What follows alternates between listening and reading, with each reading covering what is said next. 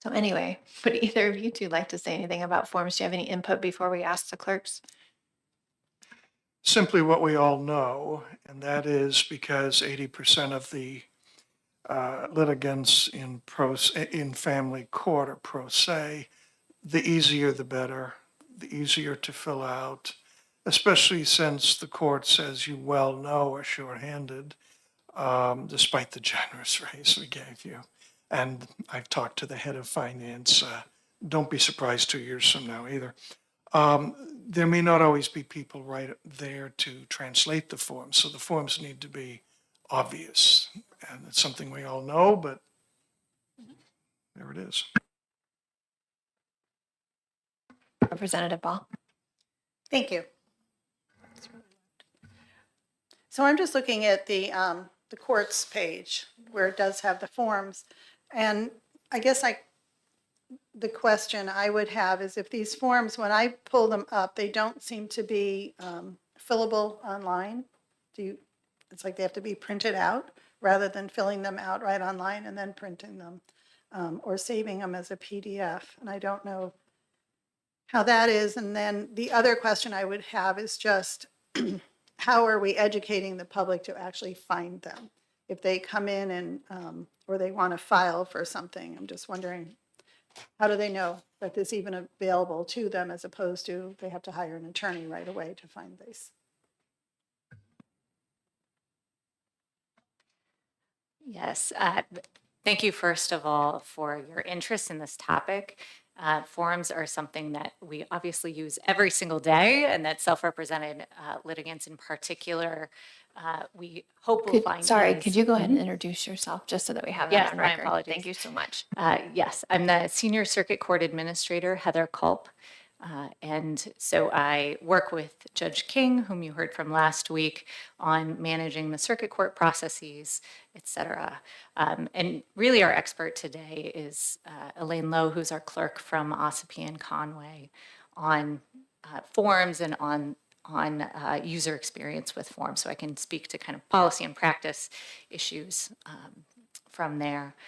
So we offer a few different ways that folks can learn what forms are needed for a particular case type in family division. So one way is our divorce and parenting website, for instance, will include the list of forms that's needed to complete a divorce and parenting case, and it's hyperlinked to the exact form that's needed. Some of those also have instruction sheets along with it, so it's not just what forms are needed, but also there's some instructions for how to complete those. So that's one way, is directly on our website for divorce and parenting, for instance.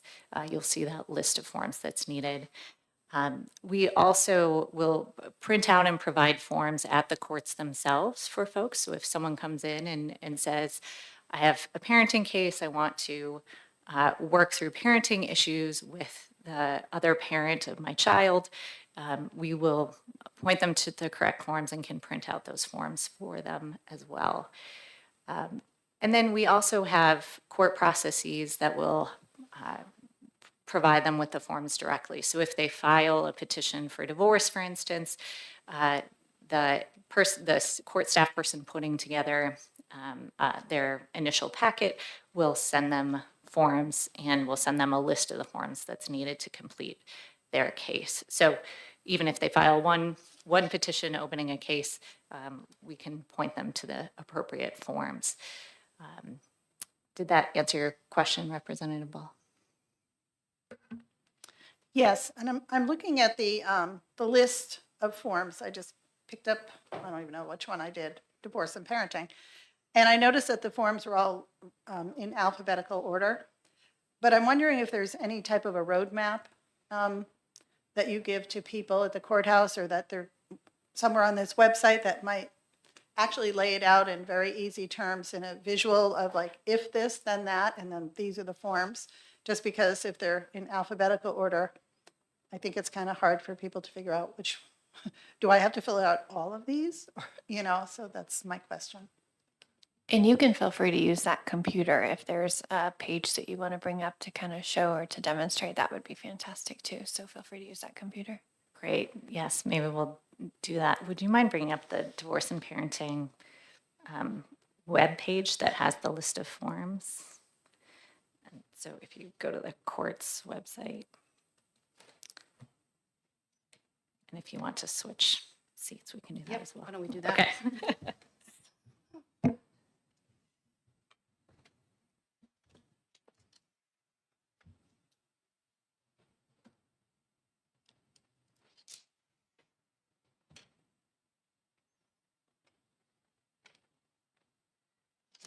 So I'll try to narrate as I'm doing so for the purpose of the record. I'm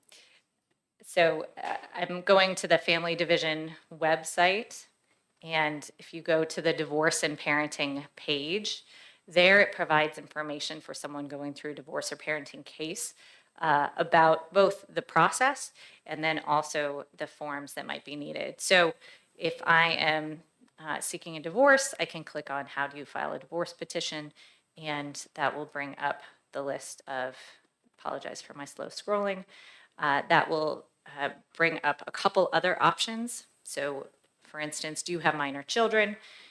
I will select yes. And then that guides me to how to start my divorce proceeding and how to complete my divorce proceeding, including the list of forms available there.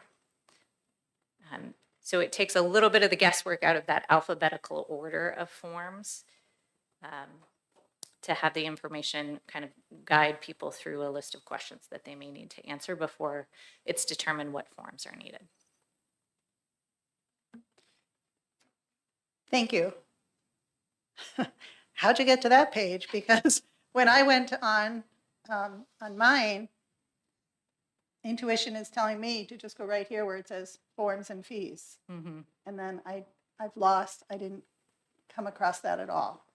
So maybe it's something right here on this front page that somehow we need to direct people better, or maybe it's a difference between, no, you have a computer versus an iPad or something, it looks different.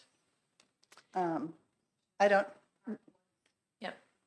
So our I just- courts and then the family division up here. So it's in the main menu, but I appreciate your recommendation about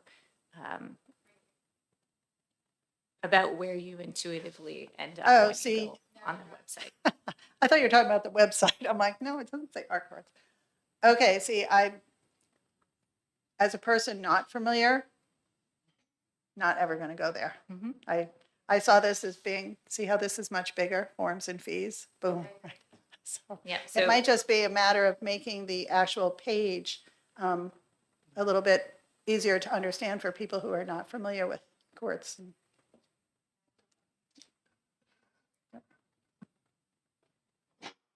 And I should say too that we know that because Judge Ashley was here, graciously spent some of her time and talked to us about that you guys are looking at forms. I do understand that before each of the courts kind of had their own forms. So one of the processes you guys went through was to bring all the forms to where every court had the same forms, which is super helpful. And now that you've got them all that at least the same, it's about kind of going through them. And she talked about, going through the highest use forms, the family lens, the most frequently filled out incorrectly. I do know that you guys kind of have a system that you're starting to work through. And I believe she said that this month you're starting RFPs on somebody that will help you guys do that. Is that correct? yeah, I believe the schedule is this month. I'm not in charge of the RFP process in that way, so I'm not sure exactly when it will be released. But yes, that project is in progress. Okay. And the goal is 6 to 9 months. That's what believe she said. That's 6 my to 9 months. understanding. Okay. Do either one of you have questions specifically for the clerk? Oh, yes. Go ahead. Forms and fees, when fees are to be paid, how are they paid? Are they paid somehow simultaneously with filing a form? You send us a bill? Do we wait to see who wins and hopes the other one gets stuck with court costs? How does this work? So my name is Elaine Lowe. I'm the clerk of the circuit courts in Conway and Ossipee. Also act as the case manager in Conway. So when the forms are filed, the filing fee is required at the time of filing. So we either get a check, cash, or credit card. If a party is unable to afford the filing fee, then we offer a motion to waive that fee. It's filed with a financial affidavit. And then once the judge reviews both, and a ruling is made on the motion to waive the filing fee, it's either accepted as waived in full, we send parties a notice that part of the fee is due, or the motion is denied completely, and the case doesn't go forward until the filing fee is considered paid or waived. Follow up, that's for the forms. What about a piece of evidence someone has and wishes to submit that? Is there a fee to that? There's a fee to open a case. There's no fee Okay. typically to file into that case. Okay, it's, So exhibits, evidence, motions, there are no fees for that type of. so court costs then, does that apply in this state at this level? Does it mean just the opening filing? The phrase court costs that one hears. I think often when people are referring to court costs, I imagine they may be also referring to any attorney's fees that are related to the court proceeding. But I would have to hear it in context to be able to comment. So court costs may be fees to file or fees to reopen the case, which may occur if the case has been closed and then someone files to change the parenting plan or modify child support or something like that after the case has been closed. Thank you. Yes. And so you work directly with people that come in like pro se litigants and stuff. Do Yes. they come in there? Now, I know that in Concord, they had a computer that they can come in and kind of sit at and stuff. Are you approached with many questions, or do you find that people are just kind of filling them out and guessing and hoping they did it right? Or are people actually coming to you and asking, like, what do I do with this? So it's probably an even amount of both. Most people come to the court with their form, to our courts, mine at least, with the forms completed. They have some questions. Sometimes they'll come to the counter, I want to file for divorce. What do I need? And we provide them the forms. But surprisingly, a lot of people show up with the forms partly completed. Pretty much. You know. Now, are you limited, or what is your scope of what you can advise someone on? Like if somebody comes in and says, okay, I'm getting divorced and I don't know what to do, what is it that you've been told that you should do? Like, what are your parameters for helping someone? So of course, I can't give them legal advice. Right. But I can explain to them how to fill out the forms. Okay. The forms all work in conjunction. So a divorce, for example, litigants are required to file financial affidavits. The financial affidavit information is directly relayed to the final decree. So any debts, assets has to also be related in the final decree. So that's basically all I can do is tell them, here are the forms. I can help you fill in the blanks with the information you give me. But that's about what I can do. Is there somewhere that you refer them to? Like, is there a specific place on the computer or? We have a list of unbundled attorneys that we provide. We have a list of legal referral places that we send them to. I mean, we give them the information when they file. And then we refer them to mediation. If there are questions that I can't answer, a mediator can go a lot further than I can in a case manager conference. And what about, do you notice a particular pattern in difficulties as far as when people come in pro se with forms? Not particularly, not in my situation at least, but Conway and Ossipee, I would imagine in bigger locations where there's more money involved, the issues are a little different, but not in my particular locations. Okay. Do you have a question? Representative Ball, do you have a question about any of that?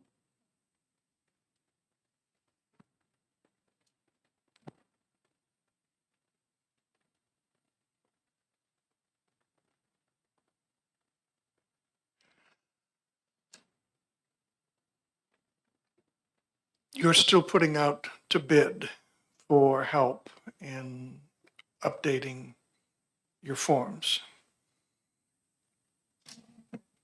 Yes, that's correct. So I'm not sure exactly when the RFP will be released. It's not released yet, but yes.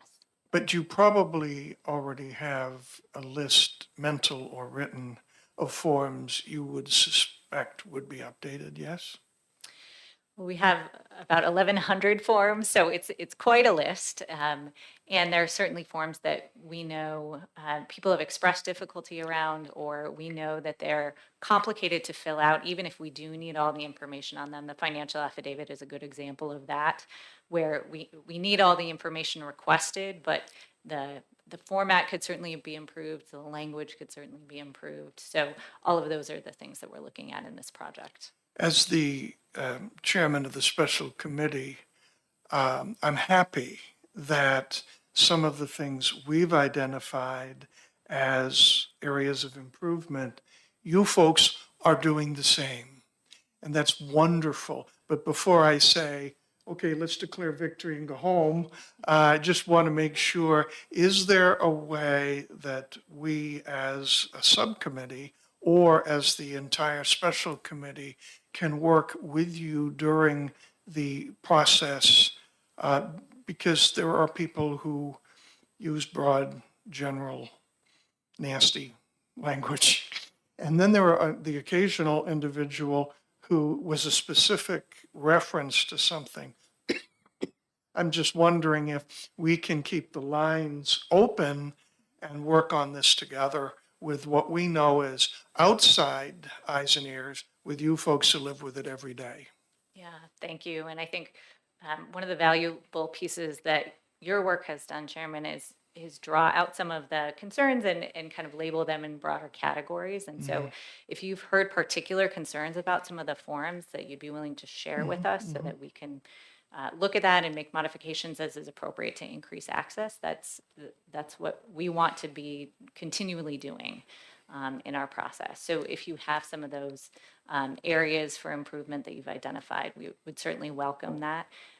And we welcome anyone who has used these forms or looked at these forms and chosen not to use them because they're complicated or confusing. We welcome feedback on those forms from those individuals. I intend to find a half a dozen individuals who are just starting through this process and ask them to give me feedback along the way, that then I can be that extra set of eyes and ears with you folks. But again, this is just one example of the general cooperation my committee has found with the judiciary. It's been uniformly, well, first of all, I approached this as a collaborative venture rather than an antagonistic one, and that begot the same. But also the willingness to say, we're not perfect and we want to make it better, so let's work together. So that's been uniform so far, and I'm very grateful for that. I've read minutes from other states where a special committee in the judiciary became highly antagonistic, and we're not doing that, either side. So thank you so much. Well, we're all dedicated to increasing access to justice for folks, so I'm grateful for our opportunity to do so together. So if I could have, would you be the one, who would be the ones, making sure it's in the form of a question, who would be the ones that we would contact should we come up with a specific, once this process is rolling, names and contact information, who should we call? I think the primary contact has been the AOC email address. I think that's been the filter, because then the administrative office of the courts can make sure the recommendation gets to the appropriate trial court or Supreme Court for forms review. Thank you. Thank you. And you'll supply that to us. Yes, I will absolutely supply it to both of you. And then also, you do have I think Judge Ashley said that you would be having public input. How is that going to work? Just so that when people do come up, we can kind of reassure them. Yes, that's part of the RFP will be that whichever entity we engage with to do this work with us would identify a way to receive public input on the forms. So I can't specify at this point in time just because we don't know yet, but I imagine it would probably be something like an email inbox or a public SurveyMonkey. forum or something like that to receive input. And we receive input regularly from individuals and also from court staff that see people tripping up on things and make recommendations. Okay. So it's part of our ongoing process of improvement. Perfect. Do either of you have a question or any more input or anything? Oh, not immediately related to this, but while you're here. Let's suppose, this is a hypothetical, let's suppose an individual, now let me start with a question. When does small claims end and not small claims begin? In terms of Suing What- someone for money? what case constitutes a small claims case? Yes. Yes, so Superior Court is over the $25,000 mark. Superior Court is 25K and above. How about Circuit Court? Small claims jurisdiction is up to 10,000. Is this why, I'm trying to make sure it's an answer you can give me. Is this why I have heard that some folks who were going to sue for 12,000 decided they didn't want to go to Superior Court, dropped what they asked for down to 9,500 so as to keep it small claims in Circuit Court? Does that track with what some people might likely do? I can't speak to what individuals might choose to do. As a group. But that's certainly something that someone could do. If they chose to forego an amount over $10,000, they could then file for a small claims case in Circuit Court up to $10,000. Thank you very much. Representative Ball, do you have any questions or any more comments? Okay. Can we take questions from the audience? Yeah. Okay. Yes, Honorable Betty Gay, do you have a question? Thank you. When I got a divorce many years ago, there was a pro se. Betty, could you come up to a microphone, given Here, your... you can go over to this side. I'm sorry, that is not my place to do that. That's okay. I'm gonna let that go because I didn't know what to do. So yeah, if you could just turn that microphone on. Yeah. I was offered a pro se packet.